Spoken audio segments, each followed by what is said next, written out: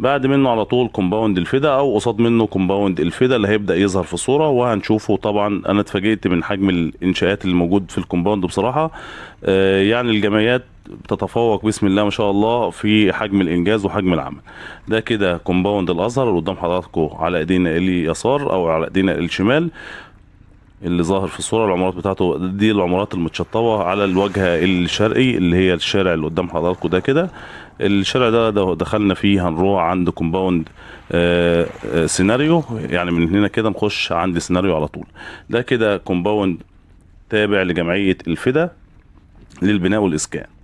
الكومباوند برضو 80% عمارات سكنية و20% منطقة فيلات.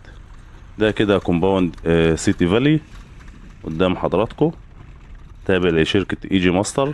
مساحة الكومباوند 54 فدان.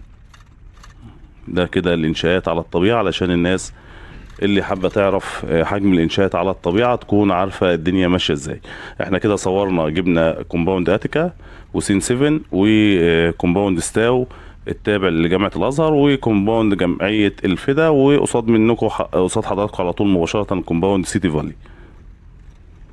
طبعا احنا مستمرين في التصوير بقالنا اكتر من سنة، صورنا المكان ده اكتر من مرة. ده كده كومباوند جمعية الفدا، مساحة الكومباوند 122 فدان. مساحة الكومباوند كبيرة يعني وضخمة بسم الله ما شاء الله.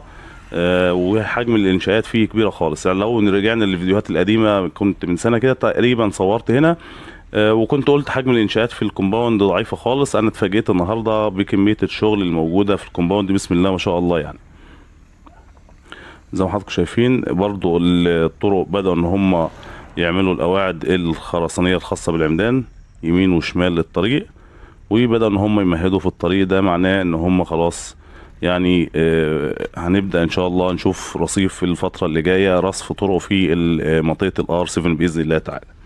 طبعا احنا كنا بنصور هنا وكنا بنعاني في المشي في الطريق ده يعني من زمان خالص. الناس ممكن ترجع للفيديوهات القديمة تقلب كده في قناة المهندسين الوطنيين وتتفرج على الفيديوهات الموجودة، هتلاقي ان احنا كنا بنعاني في المشي هنا في المنطقة هنا بصراحة.